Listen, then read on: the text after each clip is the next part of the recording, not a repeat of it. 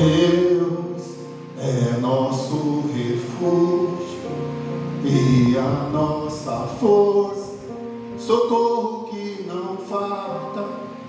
Em Deus de aflições, nele esperarei. Sim, nada temerei, mesmo que a terra se abale, que as montanhas caiam no mais profundo mar, ainda assim não temerei. Eu sei que é um rio que alegra a cidade de Deus, a casa do Pai, meu Deus vive lá, lugar do meu refúgio, e nada me acontecerá. O Senhor, o Todo-Poderoso, está do nosso lado. Eu nada temerei. O Senhor, o Deus que é meu tudo, está do nosso lado. O Deus de Jacó é o nosso refúgio. Oh, levanta sua voz, exalte a Deus Todo-Poderoso. Ele é nosso socorro bem presente na hora da angústia. Canta, igreja. Deus é nosso refúgio e a nossa força, socorro que não falta. Em Deus de aflições, nele esperarei. Sim, nada temerei, mesmo que a terra se abale, que as montanhas caiam no mais profundo mar, ainda assim não temerei. Eu sei que é um rio que alegra a cidade de Deus, a casa do Pai, meu Deus vive lá, lugar do meu refúgio, e nada me acontecerá. O Senhor, o Todo-Poderoso, está do nosso lado. Eu nada temerei. O Senhor, o Deus que é meu tudo, está do nosso lado. O Deus de Jacó é o nosso refúgio. O Senhor, o Todo-Poderoso, está do nosso lado. Eu nada temerei. O Senhor, o Deus que é meu tudo, está do nosso lado. O Deus de Jacó é o nosso refúgio. O Senhor, o Todo-Poderoso, está do nosso lado. Eu nada temerei. O Senhor, o Deus que é meu tudo, está do nosso lado. O Deus de Jacó é o nosso refúgio. O Deus de Jacó é o nosso refúgio. O Deus de Jacó é o nosso refúgio. Vou agradecer a oportunidade em nome de Jesus.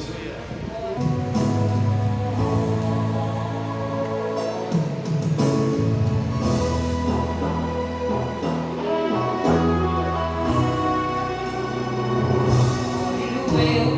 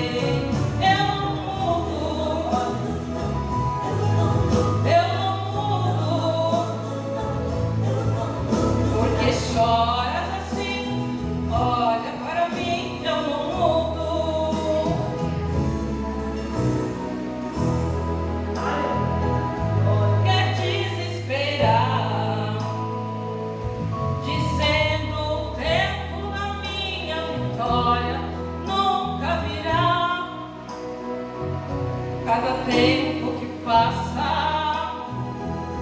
a tua alma chora, tentando vencer, mas Deus manda dizer: sou dono da glória. Quando Abraão falou no cara, eu respondi. Quando Daniel desceu na cova, eu lá cheguei. Quando os reis entrou no fogo, eu lá desci. Quando José foi vendido, eu achei. Quando Josafá me invocou, eu entrei na guerra. Quando Mardoqueu fui humilhado, defendi. Quando Josué estava lutando, o sol parou. Quando Israel se aflito, eu vi. Eu não mudo. Eu não mudo. Filho, eu nunca mudei. Eu não mudo. Eu não mudo. Por que choras assim? Olha para mim, eu não mudo.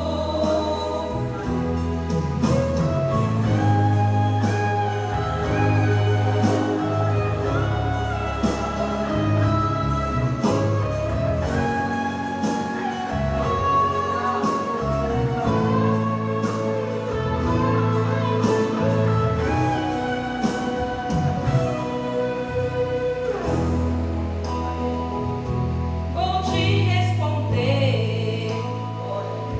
Como o tempo de silêncio, do tempo de prova, vai resplandecer. Marque a hora e os minutos também. Meu relógio não para e na hora marcada a vitória vem. Quando Abraão falou no cara, eu respondi. Quando Daniel desceu na cova, eu lá cheguei. Quando os reis entrou no fogo, eu lá desci. Quando José foi vendido, encontrei. Quando Josafá me invocou, eu entrei na guerra. Quando Mardoqueu fui humilhado, defendi. Quando Josué estava lutando, o sol parou. Quando Israel se viu aflito, eu vi. Eu não mudo. Eu não mudo. Eu não mudo. Filho, eu nunca mudei. Eu não mudo. Eu não mudo. Por que choras assim? Olha para mim, eu não mudo. Eu não mudo. Eu não mudo. Eu não mudo. Filho, eu nunca mudei. Eu não mudo. Eu não mudo. Choras assim, olha para mim, eu não mudo. Porque choras assim, olha para mim, eu não mudo.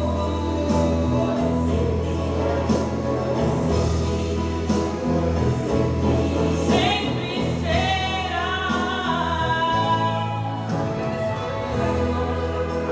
João 16:33 fala que no mundo teremos aflição. Mas Jesus deixa também avisado aqui para nós tenhamos ânimo, para que nós possamos vencer o mundo. Ou seja, no mundo a gente vai ter aflição, vamos passar por tempestade. Independente se você tiver filho ou não, você vai passar por tempestade.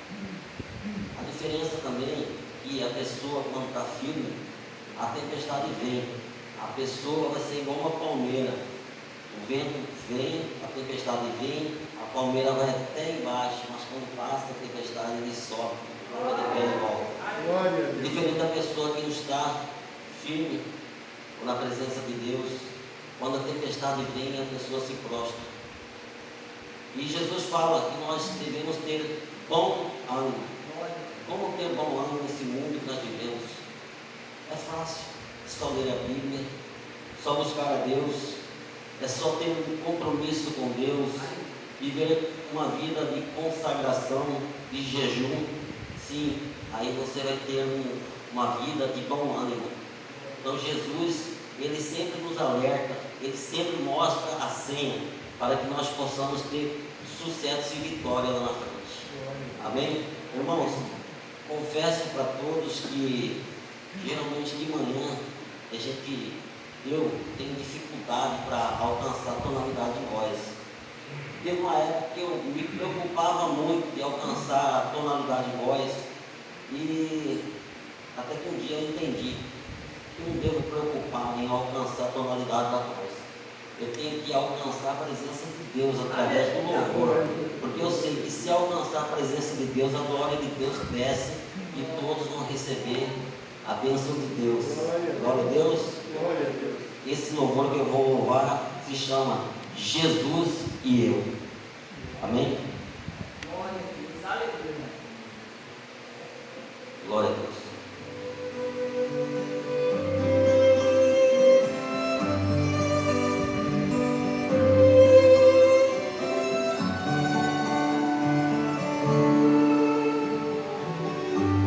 Não dá para explicar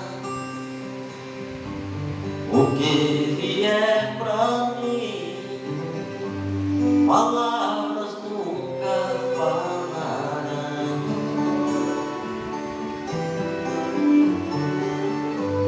Não dá para imaginar o seu amor sem fim, não cabe no meu coração.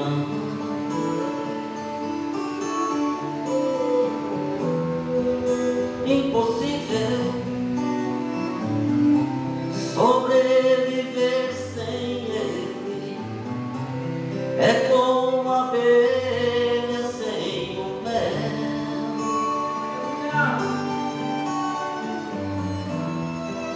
Impossível imaginar sem Ele, é como a noiva sem o véu,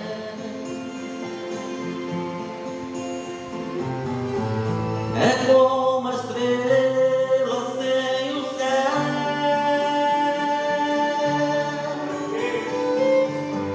Jesus é a fonte de água viva. Eu sou a sede, sou uma alma sem descanso. Ele é a rede, Jesus é rosa de Sarão. Sou beija-flor, eu sou um coração amando. Ele é o amor.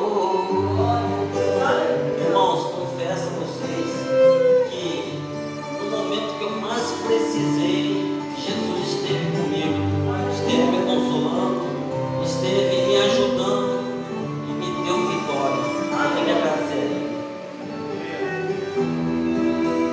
Impossível sobreviver sem Ele, é como a abelha sem o mel.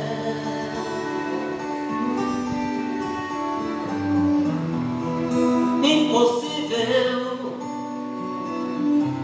imaginar sem Ele, é como a noiva sem o mel,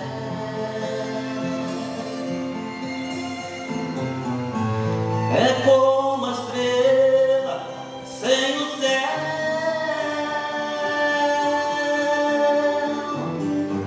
Jesus é fonte de água viva. Eu sou a sede, sou uma alma sem descanso. Ele é a rede, Jesus é rosa de Sarão.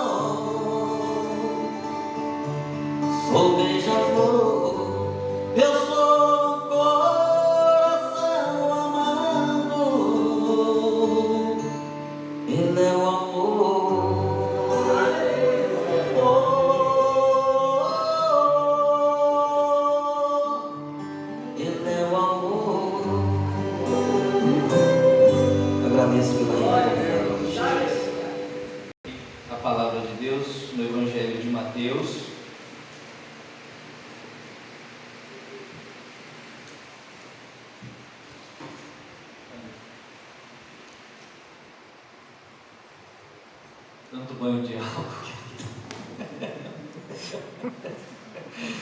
Evangelho de Mateus, capítulo 8, do verso 5 ao verso 13.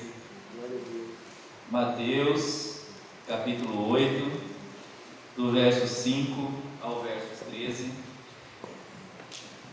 E a minha versão, o título dela diz assim: Um centurião demonstra fé. Todos encontraram? Amém. Entrando Jesus em Cafarnaum, dirigiu-se a ele um centurião, pedindo-lhe ajuda, e disse: Senhor, meu servo está em casa, paralítico, em terrível sofrimento. Jesus lhe disse: Eu irei curá-lo. Respondeu o centurião: Senhor, não mereço receber-te debaixo do meu teto, mas dize apenas uma palavra e o meu servo será curado. Pois eu também sou homem sujeito à autoridade, com soldados sob o meu comando. Diga a um vá, e ele vai, e o outro venha, e ele vem. Diga o meu servo faça isto, e ele faz. Ao ouvir isso, Jesus admirou-se e disse aos que o seguiam: Digo-lhes a verdade, não encontrei em Israel ninguém com tamanha fé. Eu lhes digo que muitos virão do Oriente e do Ocidente e se sentarão à mesa com Abraão, Isaque e Jacó no reino dos céus. Mas os súditos do reino serão lançados para fora, nas trevas, onde haverá choro e ranger de dentes. Então Jesus disse ao centurião: Vá, como você creu, assim lhe acontecera.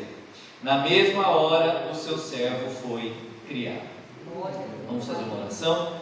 Senhor, em nome de Jesus, mais uma vez nós aqui estamos reunidos enquanto tua igreja, enquanto irmãos, e te louvamos, Senhor, te agradecemos para nós por esta oportunidade. Para nós é um privilégio, Senhor, estarmos aqui, aprendendo da tua palavra, meditando a tua palavra. Eu peço, Senhor, que o teu Espírito Santo possa alcançar mentes e corações nesse momento, dispostos, Senhor, não apenas a ouvir, mas acima de tudo a compreender e principalmente, Deus, a viver, a colocar em prática a tua palavra. É o que nós te pedimos em nome de Jesus. Amém. Em outras oportunidades que eu aqui estive para compartilhar a palavra de Deus, uma pequena reflexão com os irmãos, eu trouxe aqui alguns personagens cuja vida foram transformadas a partir de encontros que eles tiveram com Jesus. Então, quem esteve aqui, nas vezes em que eu trouxe uma mensagem, eu falei do encontro da mulher de fluxo de sangue com Jesus, eu falei do encontro do cego Bartimeu com Jesus, e nós sabemos e conhecemos que a Bíblia tem diversas outras vidas, outras personagens, outras pessoas, que suas vidas também foram transformadas, que suas vidas também foram impactadas a partir do encontro delas com Jesus. E hoje nós vamos conhecer a história de um militar da cidade de Cafarnaum, que também teve um encontro com Jesus e a sua vida foi transformada. Tanto é que ele foi narrado, a sua história foi narrada tanto no Evangelho de Mateus quanto no Evangelho de Lucas. Claro que no Evangelho de Lucas, com um pouco mais de detalhes, um pouco mais de riqueza de informações, porque essa é uma das características do Evangelho de Lucas. Então a história do centurião de Cafarnaum é uma história que não é conhecida apenas no meio evangélico, mas ela é conhecida no mundo cristão de uma forma geral, e por uma boa razão. Porque essa história nos ensina um exemplo de fé, ou melhor, um exemplo prático de fé, de como nós devemos praticá-la, de como nós devemos vivê-la, de como nós devemos vivenciá-la. A história nos desafia a exercer um tipo de fé que até aquela data não tinha nenhum parâmetro de comparação, visto que nós acabamos de ler agora aqui na palavra de Deus, Jesus mesmo disse que ainda não havia visto uma fé como aquela em toda Israel. Então até hoje essa é uma fé que ela não encontra rivais. Então quando eu olho para um texto desse, eu fiquei me perguntando, que tipo de fé é essa que causou admiração em Jesus? Porque nós lemos aqui que Jesus ficou admirado. Então a afirmação de Jesus ela é muito forte, porque Jesus diz, olha, nem em todo Israel alguém teve uma fé como desse homem. Veja, João Batista, o maior profeta, aquele que era considerado cara, aquele que pregava no deserto e toda a Judéia ia para o deserto para ouvi-lo, aquele que enfrentou o rei Herodes e as autoridades tinham medo de ir contra ele porque ele era um homem amado pelo seu povo, o homem que batizou Jesus. Pensa num homem cheio de fé, João Batista. Pois então, o centurião tinha mais fé que João Batista. E João Batista era de Israel, João Batista era judeu e era filho de sacerdote. Então, quando Jesus fala, que o centurião tem fé maior que todo Israel, Jesus está falando também que o centurião tem fé maior que João Batista, porque Jesus não disse assim, tirando João Batista, exceto João Batista, o centurião tem mais fé maior que ele. Maria, sabe Maria, a que criou Jesus?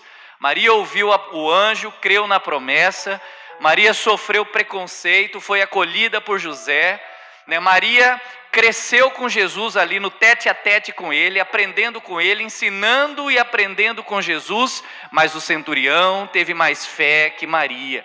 E olha que Maria também era de Israel e era judia. Os discípulos de Jesus, por exemplo, João e Tiago, também estavam nessa mesma competição. Porque chega um determinado momento que João e Tiago dizem assim, Senhor, quando o seu reino estiver bombando, quando sua glória estiver aparecendo, coloca eu de um lado e o meu irmão do outro lado. Ou seja, eles queriam ser uma espécie de subgovernantes do reino. E aí Jesus olha para essa galera, para os seus discípulos e diz, gente, está vendo esse cara aqui? Está vendo o centurião? Ele teve fé maior que todos vocês juntos reunidos. Então quando eu olho para um texto desse, eu fico pensando, por que tudo isso? Por que Jesus admirou tanto? Por que esse homem tinha uma fé maior que toda Israel? Então eu quero ser mais didático com vocês nessa manhã, para que vocês possam abstrair daqui grandes lições para suas vidas, compreendendo melhor o que Jesus quer nos ensinar. Então eu vou fazer uma comparação da cura do servo do centurião com um dos maiores milagres que aconteceu no meio do povo de Israel, que foi a ressurreição de Lázaro. Veja, eu vou comparar aqui a cura do servo do centurião, ou seja, que foi um milagre que Jesus fez com alguém de fora de Israel, porque esse centurião era romano, com o maior milagre que ele fez no meio do povo judeu, que é a ressurreição de Lázaro. Tanto é verdade que depois da ressurreição de Lázaro, o sumo sacerdote Caifás mandou matar Jesus, porque era um milagre tão evidente, tão forte, as pessoas começaram a se converter, o número de seguidores começaram de Jesus a aumentar, que os religiosos à época se reuniram e falaram, não, tem que matar esse cara, porque senão não tem jeito. E aí a gente conhece todos os desdobramentos desse fato, os acontecimentos que culminaram na morte de Jesus. Mas o que eu quero chamar a atenção de vocês nesta manhã não é para apenas esses dois eventos miraculosos. Eu não quero que vocês prestem atenção apenas em relação ao milagre do servo do centurião e não ao milagre da ressurreição de Lázaro.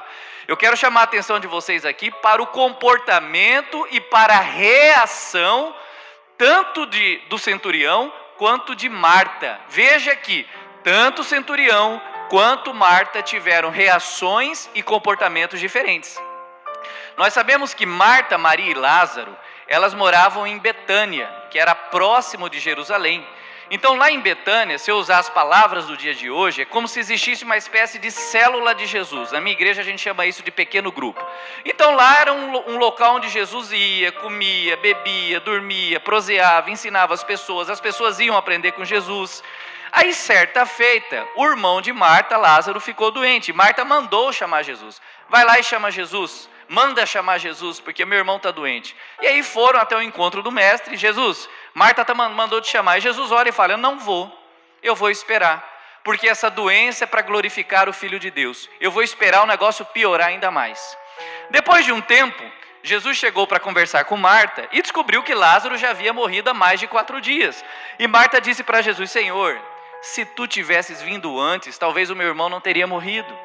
Veja, nos dois casos nós temos duas pessoas doentes. De um lado, o centurião tem o seu servo que está doente. Do outro lado, Marta tem seu irmão que está doente. Um outro aspecto interessante, os dois confiavam em Jesus. O centurião buscou Jesus, Marta também buscou Jesus. Mas percebam que ambos buscaram Jesus de maneira diferente. O centurião pediu a ajuda de Jesus Isso fica muito claro no Evangelho de Lucas, que no primeiro momento ele pede para os anciãos interceder junto a ele. Depois, no segundo momento, ele pede para os amigos interceder junto a ele. Agora, a Bíblia diz que Marta mandou chamar Jesus. E o que é mais engraçado ainda quando a gente lê essa história é a reação de Jesus. Porque quando ele ouve o pedido do centurião, o que ele diz? Eu vou lá, eu vou agora. Onde que é o endereço da sua casa? Porque eu sei que eu preciso ir agora, o seu pedido é urgente. Mas quando Marta manda chamar Jesus, o que Jesus diz? Não, eu não vou, eu vou esperar. Então veja a reação. Quando Jesus chegou para conversar com Marta, e se vocês aqui me permitirem, eu quero parafrasear Marta. O que Marta mais ou menos diz para Jesus? Em outras palavras, Marta diz assim: Senhor, engraçado, né? Quando o Senhor precisou da minha casa para ir comer, beber, dormir, prosear, a minha casa servia. Na hora que eu precisei do Senhor, na hora que o meu irmão ficou doente, o Senhor não veio e não atendeu o meu pedido. E o centurião, o que o centurião fala do outro lado? O centurião pega e fala assim: Senhor, eu não mereço que o Senhor vá na minha casa, eu não mereço o seu favor, eu peço para que o Senhor haja com graça sobre a minha vida. Então, enquanto Marta estava dizendo, eu merecia que o Senhor estivesse aqui quando eu precisei, o centurião diz, eu não mereço, eu estou pedindo para que o Senhor haja com graça para comigo. Então, quando a gente olha para esse tipo de situação e nós fazemos um paralelo com os dias de hoje, nós vamos observar centenas de igrejas e centenas de cristãos que infelizmente possuem essa mesma atitude, esse mesmo comportamento de Marta, que coloca Jesus na parede, que chega com os 2 pés no peito dele, né, que faz aquilo que nós chamamos de evangelho de troca, de evangelho de barganha, que acha que nós merecemos, quando na realidade nós não merecemos nada, porque o reino dos céus não é meritocrático, não existe meritocracia, é graça, e graça é favor imerecido. Pessoas que, Senhor, mês que vem eu vou abrir uma empresa, então esse mês eu vou dizimar 2 vezes mais. Senhor, daqui 2 meses eu vou fazer um concurso, então nesses 2 meses eu vou ficar bonzinho, eu não vou mentir, eu não vou beber, eu não vou trair, e aí as coisas não acontecem, além dele fazer 2 vezes mais porque ele deixou de fazer, ainda coloca Jesus na parede. Não é assim. Por isso que aqui a gente tem Marta dizendo, eu merecia, e o centurião dizendo, eu não mereço, eu preciso da sua graça. Aí Jesus vai ensinar Marta, Jesus vai educar Marta, e Jesus diz assim, Marta, você acredita que seu irmão vai ressuscitar? E aí Marta diz assim, eu acredito na ressurreição do último dia. E aí Jesus olha para Marta e diz uma das frases mais belas do Evangelho, Marta, eu sou a ressurreição e a vida, aí aquele que crê em mim, ainda que morra, não viverá. Então Jesus começa a ensinar para Marta que ele não é um conjunto de doutrinas, que o evangelho não é um evangelho de religião, que ele é o centro da pregação, eu sou a ressurreição não é algo sobre o qual eu falo, eu sou a ressurreição. Então veja a diferença de Marta com o centurião. O centurião diz assim, Senhor, o Senhor não precisa nem ir na minha casa, de onde o Senhor está, basta dizer uma só palavra, porque eu sei, eu sou comandante do exército, eu digo para o meu soldado venha e ele vem, eu digo para o meu soldado traz e ele traz, então eu sei que basta uma palavra do Senhor, eu sei que o Senhor tem autoridade no mundo espiritual, uma palavra sua é liberada e a minha situação é resolvida. Então o centurião reconhece que o Senhor tem também autoridade no mundo espiritual. Então, enquanto Marta estava tentando entender quem é Jesus, o centurião estava proclamando a autoridade de Jesus, porque Jesus é o Senhor no mundo espiritual.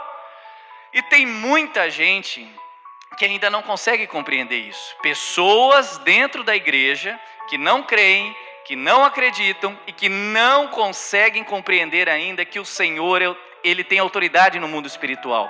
Ou vou mais além, pessoas que estão dentro da igreja que ainda não conseguem compreender acerca da existência desse mundo espiritual, de que existe o mundo espiritual. Eu, lendo essa palavra, eu me lembrei de um rapaz que ele era ateu e que ele vivia o tempo todo nas redes sociais, no Facebook, zombando, criticando, escarnecendo a fé dos cristãos. Até que um belo dia, ele começou a receber visitas de entidades espirituais no seu quarto, de madrugada, com gargalhadas, e perturbava ele. Sabe aquele espírito maligno que ia perturbar Saul? Era mais ou menos isso. Aí ele lembrou de um irmão crente, porque nessas horas, desculpa a expressão, quando a água bate na bunda e todo mundo procura Jesus e lembra de crente, né? Isso é igual o cara que fala que é ateu. Ele é ateu até que você botar ele dentro do avião, lá em cima, e desligar a turbina. É o primeiro a aceitar Jesus, né? Então ele pegou e lembrou do amigo crente. O amigo crente foi lá, orou, repreendeu, e a paz voltou a reinar naquele quarto. Quer dizer, o cara não converteu, mas nunca mais ele zombou da fé de nenhum cristão. Então, às vezes, a gente aprende só pelo caminho mais fácil. Então, esse centurião reconhece que Jesus é o Senhor sobre o mundo espiritual, mas reconhece também que Jesus é o Senhor sobre o mundo físico, porque por meio dele todas as coisas foram feitas, e sem ele, nada do que foi feito se fez. Por quê? Porque Jesus é aquele que tem a palavra criadora. Então ele disse para a figueira assim, seca, e a figueira secou.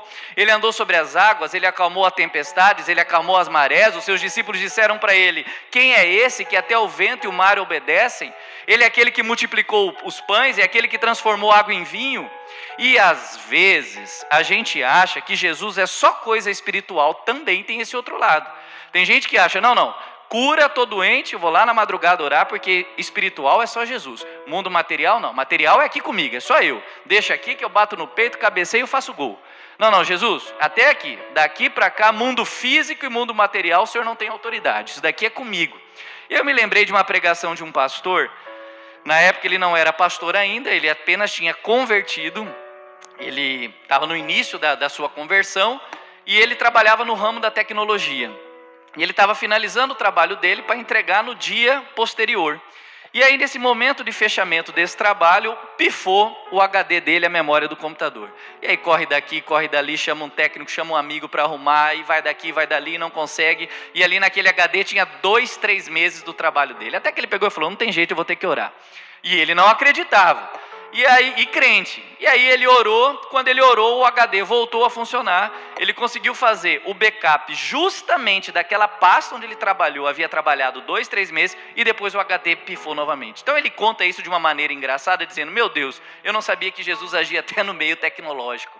Então foi uma baita experiência e revelação para esse homem, onde ele reconhece que Jesus também tem autoridade sobre o mundo físico. Então a gente vê que Jesus tem autoridade no mundo espiritual, autoridade no mundo físico e tem autoridade sobre os reinos do mundo. Tanto é que Jesus diz a Pilato, nenhum poder você tem sobre mim se do alto não lhe fosse dado. Jesus tem autoridade nas suas palavras, porque suas palavras são palavras geradoras, são palavras criadoras. Então quando Jesus se refere à fé do centurião, ele não está se referindo à quantidade de fé. Por exemplo, Jesus não está dizendo assim, olha, o centurião tem 900 pontos de fé e Marta tem 432 pontos de fé. Então agora entendi. Então o problema é esse, né, Jesus? Então quer dizer que o centurião tem mais fé do que Marta, ele tem 900 pontos de fé. Sabe aquele tipo de gente, ou aquele tipo de ambiente que você vai, e aí a pessoa diz assim, olha, se tal coisa não aconteceu na sua vida é por causa da quantidade da sua fé? É que você tem pouca fé, Anderson, é porque você não acredita. Você está orando pouco, seu marido não, você tem que orar com mais fé para o seu marido voltar, né? Senhor, manda meu marido, Senhor, manda meu marido, Senhor, manda meu marido, Senhor, manda meu marido. Seu marido não voltou, culpado é você, porque você tem pouca fé. O marido da sua amiga voltou, porque ela tem muita fé. Não é isso, não é essa relação que Jesus está fazendo com Marta. Jesus diz assim, Marta, vamos lá no sepulcro? E aí, chega lá, ele manda tirar a pedra. Quando ele manda tirar a pedra, o que Marta diz? Mas Senhor, já fede. Perceba que quando Marta diz isso, Senhor, já fede, será que Marta realmente estava acreditando que Lázaro iria ressuscitar? Em outras palavras, o que Marta estava dizendo para Jesus? Senhor, para que você vai fazer isso? Para que você vai constranger as pessoas? Você vai tirar um corpo que fede daí de dentro? Para que esse show? Para que isso? E Jesus vira para Marta e diz assim, Marta, eu não falei para que você cresce, que se você cresce, você viria a glória de Deus.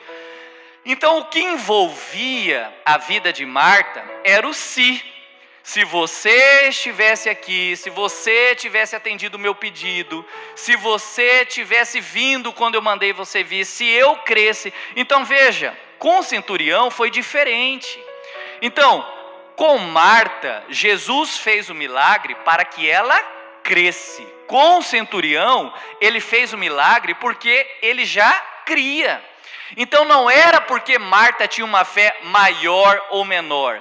E aí a gente começa a perceber que não é a quantidade da fé, é o tipo de fé. Eu vou falar para você que está dormindo, para você acordar, porque aqui está a grande mensagem de hoje de Jesus para as nossas vidas. Não é a quantidade de fé, é o tipo de fé. Eu vou repetir, não é a quantidade de fé, é o tipo de fé. E sabe por quê? Jesus mesmo diz isso, que se você tiver uma fé do tamanho de uma mostarda, você é capaz de mover os montes. Uma vez o meu pastor trouxe de Israel, e o pastor Nivaldo pode trazer para a igreja, o grão de uma mostarda. Até se perdeu na minha mão. Então, quando Jesus se refere a isso, é porque Ele quer que nós exerçamos um tipo de fé diferenciada. Então, não é que o centurião era mais santo que Maria e João Batista, mas ele tinha um tipo de fé que fazia com que a fé dele fosse maior que de todo Israel. Meus irmãos, entre os vários encontros que Jesus teve, talvez esse tenha sido um dos mais surpreendentes. E o ponto central dessa questão é o tipo de fé que o centurião de Cafarnaum exerceu. Um tipo de fé que Jesus não encontrou com frequências naquela época e que produziu, gerou nele alegria, ânimo. Um oficial do exército romano que comandava mais de 100 soldados, porque esse é o significado da palavra centurião, um homem que se destacou não apenas pela sua competência profissional, mas ficou conhecido por uma fé ímpar, por uma fé diferenciada, um tipo especial de fé que nos desafia até hoje, mesmo passado 2000 anos. Um homem que nós não sabemos o seu nome, nós não sabemos o seu passado, nós não sabemos a sua história, mas que marcou a história com H maiúsculo. Um homem que, apesar da sua reputação e autoridade, ele reconhecia que somente Jesus tinha autoridade sobre aquela doença.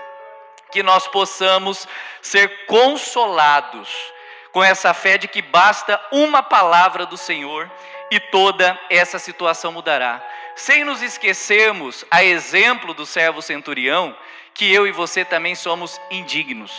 Que nós possamos desenvolver uma fé que nos leve à compreensão de que Cristo tem autoridade nos céus e na terra. Que uma palavra de Jesus, ela é capaz não apenas de mudar uma circunstância, mas de transformar um coração humano. E quando nós acreditamos nisso, quando nós focamos na pessoa de Cristo, isso gera em nós esperança para que nós continuemos, para que nós prosseguimos sem nos esmorecer.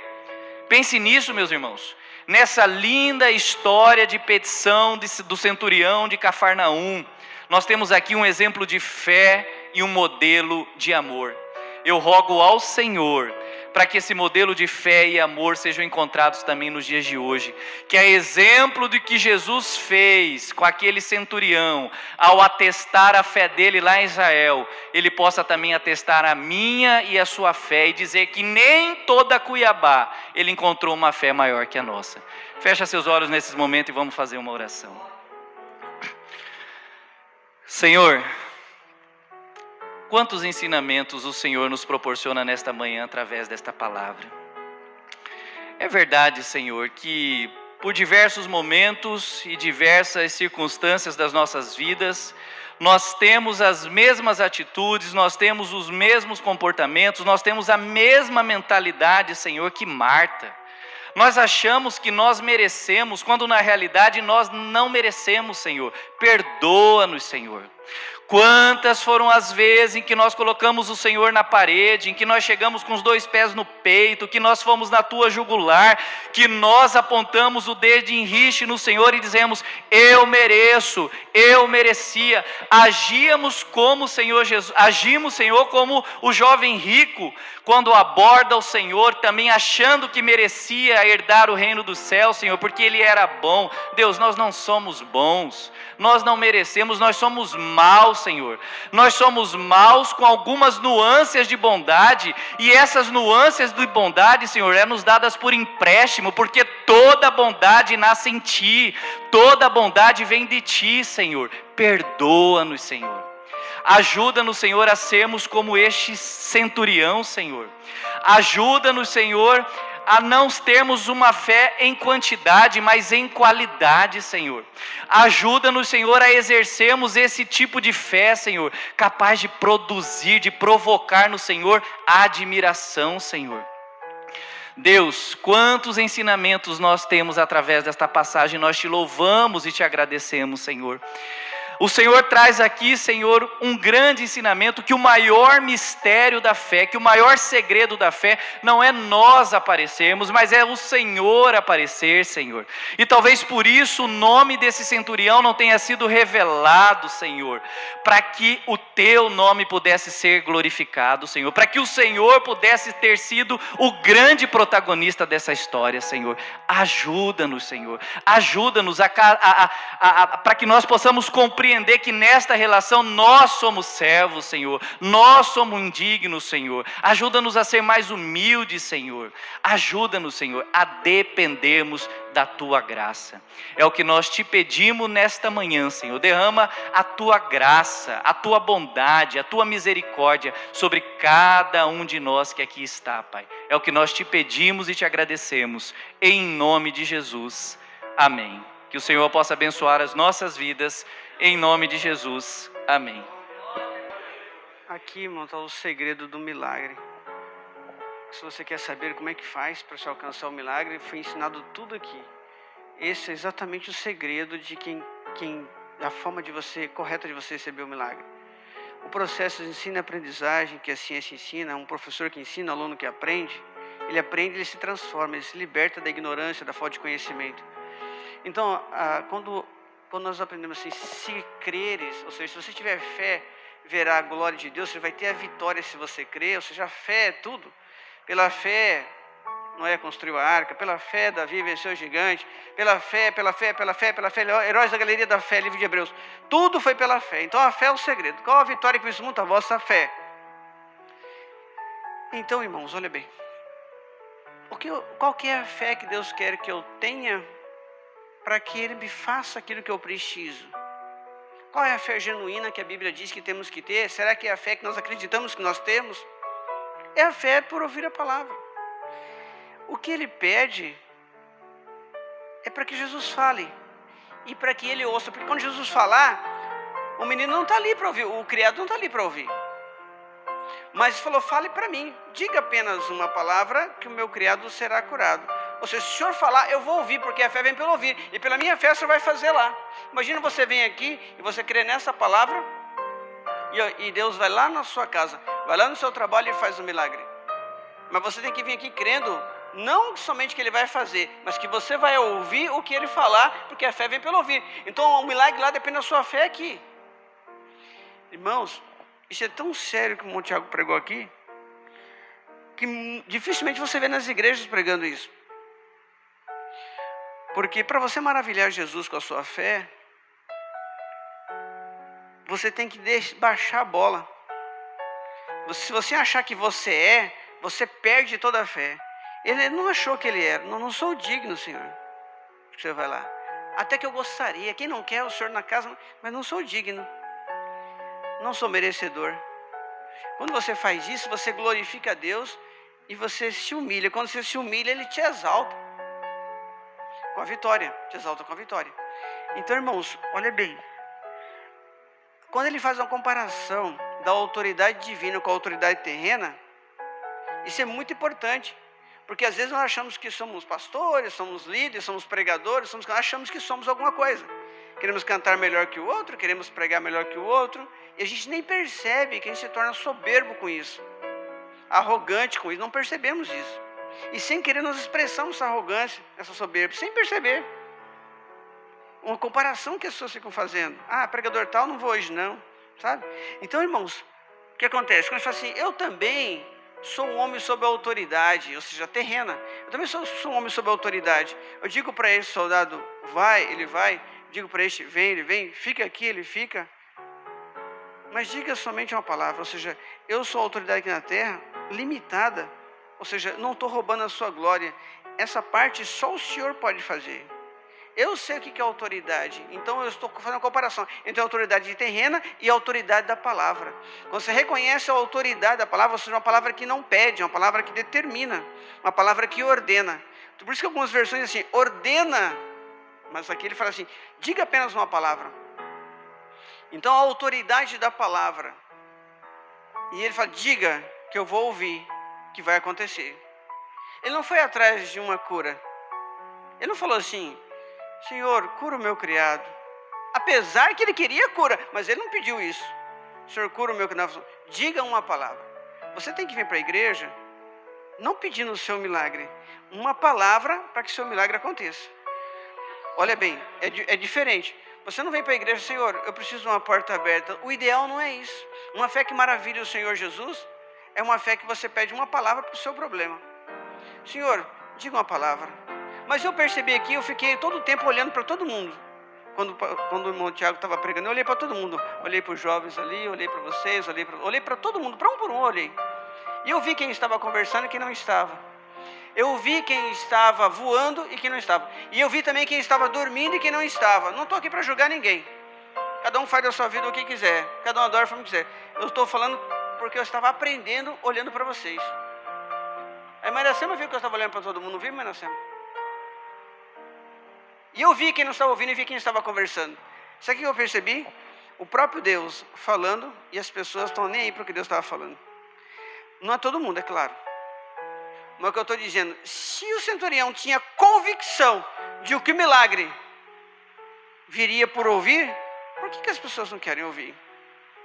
Porque nós estamos com tanta coisa na nossa cabeça, com tantas outras vontades, com tantas outras prioridades, que o centurião deixou tudo, deixou 100 homens, deixou o seu comando. Ele é o segundo homem em Cafarnaum depois do rei, uma grande autoridade, um homem que podia chegar e dar ordem para Jesus. Olha aqui, soldados, o Messias, vai lá orar pelo meu criado. O homem tinha dinheiro. Ele falou assim, ó, criado é escravo. Escravo é mercadoria de troca. Troca esse escravo que esse não serve mais, já está quase morrendo. E bem provável que esse criado tinha um problema espiritual.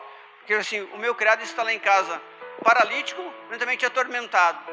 Não era só um problema físico, era um problema espiritual, psicológico, seja o que for. Mas quando você resolve um problema, muitos outros são resolvidos. Então quando você pede a palavra, você não está pedindo só para o criado ser curado. Você já peça a palavra porque ela resolve de vez. Resolve de vez. Então diga apenas não precisa pregar para mim 1 hora, 2 horas, uma palavra só. Diga apenas. Ele andou, foi todo o caminho, procurou Jesus para pedir uma palavra. Uma palavra que cria o mundo, haja luz e criou o mundo, uma palavra tem poder. É melhor você pedir uma palavra para a solução de todos os problemas, do que você vir aqui, uma campanha para isso, oração para aquilo. Não, já pede logo uma palavra, para que resolva tudo. Irmãos, eu falei na madrugada do Senhor Jesus fazendo oração para os seus discípulos. João 17, 14, ele falou assim, Pai, intercedendo pelos discípulos, Pai, eu dei a sua palavra para eles, e o mundo os odiou, porque eles não são do mundo, como também eu não sou do mundo. Aí no verso 20, ele fala assim, na palavra ele fala assim,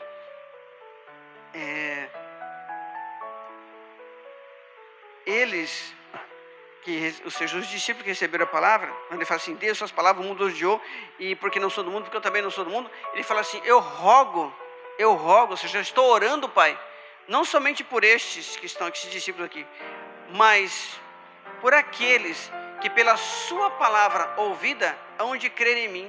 Então quando eu creio nessa palavra, eu já recebo a oração que Jesus fez. Ele intercede por nós no futuro. Ele fala assim, eu não rogo somente por esses apóstolos, esses 12 que estão aqui.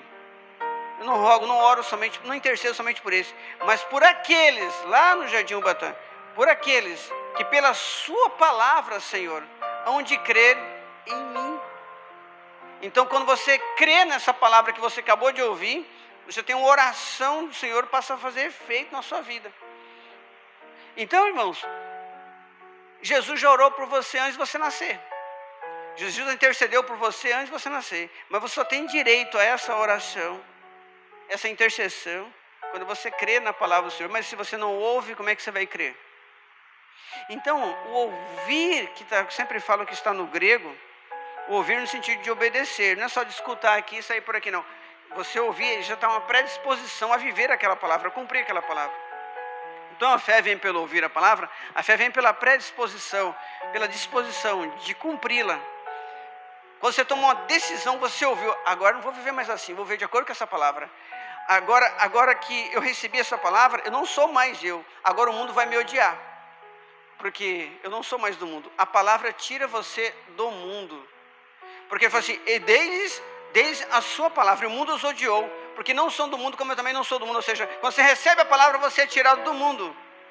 Isso é santificação, separação, você é separado. O mundo vai te odiar, porque você vai ver em outros moldes, nos moldes da palavra. Não vai ver mais nos seus hábitos, nos seus costumes, vai ver agora de acordo com Cristo. Você se torna um cristão verdadeiro. Então, você é tirado do mundo. E Deus tem intimidade com quem é tirado do mundo. Deus tem compromisso com quem é tirado do mundo. Você é tirado quando você recebe essa palavra e tem uma predisposição em vivê-la. E Ele sabe no coração de cada um, de que forma que cada um recebeu a palavra. Recebeu somente com uma história contada? Recebeu somente porque Ele falou e o pregador falou e eu ouvi? Ou você tem convicção que foi Deus que trouxe você aqui e que Ele colocou essa palavra no teu coração e te tira do mundo na intimidade com Ele para te dar aquilo que você crê pela palavra? Essa é a diferença de quem recebe milagre e de quem não recebe. E que a gente não vê em nenhuma das pregações, nem no YouTube, não vê isso. Para Deus se maravilhar com a sua fé, essa fé que Ele quer é uma fé totalmente confiante naquilo que Ele falou. Então Ele só foi lá pedindo, fala alguma coisa, porque o que sai da sua boca é palavra de poder. E tem autoridade para resolver o meu problema, porque a minha autoridade é limitada aqui na terra, e eu sei o que é ser autoridade. Mas a do Senhor é autoridade divina, que faz coisas que o homem não faz. Que nem eu, que sou a maior autoridade aqui depois do rei, centurião em Cafarnaum, tenho contato com o rei, tenho status social, tenho dinheiro, tenho poder terreno. É limitado, mas do Senhor não. O Senhor é poder divino, poder celestial. A sua palavra tem autoridade. Diga só uma entre uma. Não sou digno, a glória do Senhor, a soberania. E tem mais, esse centurião amava muito o próximo. Se ele foi lá, deixou tudo que tinha a fazer para interceder por um escravo, é porque ele amava o próximo. Ele podia ordenar para trocar o escravo. O amor é muito importante. A humildade, porque ele chegou lá chamando Jesus de Senhor. Ele era chegar lá para dar uma ordem como todo mundo fazia. Olha aqui o Messias, o Jesus, vai lá em casa, guarda, leva ele lá. É assim que funcionava o governo romano. O Império Romano mandava em tudo. Mas não, chamou Jesus de Senhor. Humildade. Se humilhou. Tem uma diferença entre você ser humilde e você se humilhar. Ele foi humilde e se humilhou, chamou Jesus de Senhor. E imagina ele chegando com os guardas não entendendo nada. Mas o meu chefe chamando esse judeu de Senhor, eu fico imaginando isso. Porque eu também sou militar. E eu sei que tudo lá é se senhor não faz nada para ver se não fica o final de semana lavando banheiro. Eu sei o que é autoridade também, por isso que eu estou falando isso. O centurião romano, para você entender uma coisa, para você se alistar no exército romano naquela época, não era igual hoje, canetinha, estudar, não. Te jogava um escudo na mão e uma espada para lutar com 30, 40, 50 homens. Se você ficasse vivo, você pertencia ao governo romano. E aqueles que sobreviviam ficavam para o exército, alistados no exército romano. E ele era o quê? Chefe de 100. Uma legião tem 6 mil, aí tinha mais 600, grupo de 600, ele era chefe de 100, um respeitado. Tinha tudo para ficar com o narizinho empinado, soberbo, arrogante, achando que era alguma coisa, mas ele foi humilde, se humilhou, tinha amor ao próximo, tudo isso ajudou para que a fé dele fosse verdadeira.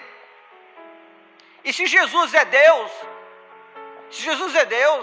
e ele fala que nunca vi toda a fé em todo Israel, Deus nunca viu toda a fé em Israel, então por que vocês falam que Abraão é o pai dos que creem? Onde que está escrito isso na Bíblia? Se todo Israel nunca teve fé como este homem, Deus está nos ensinando, você quer receber seu milagre? Tenha a fé que eu quero que você tenha, Deus está falando. A fé que eu quero que você tenha é que tudo que eu falar, mesmo você entrando duro no seu ouvido, mas você recebe. Às vezes a palavra vem te chicoteando, vem, sabe, vem te apertando, a palavra vem dura, você recebe assim mesmo, de bom grado em seu coração. A palavra em voz enxertada, você recebe com mansidão a palavra, mesmo ela sendo dura de correção, mesmo sendo tratando com você, mas você recebe com amor essa palavra. Amém, igreja? Vamos ficar em pé?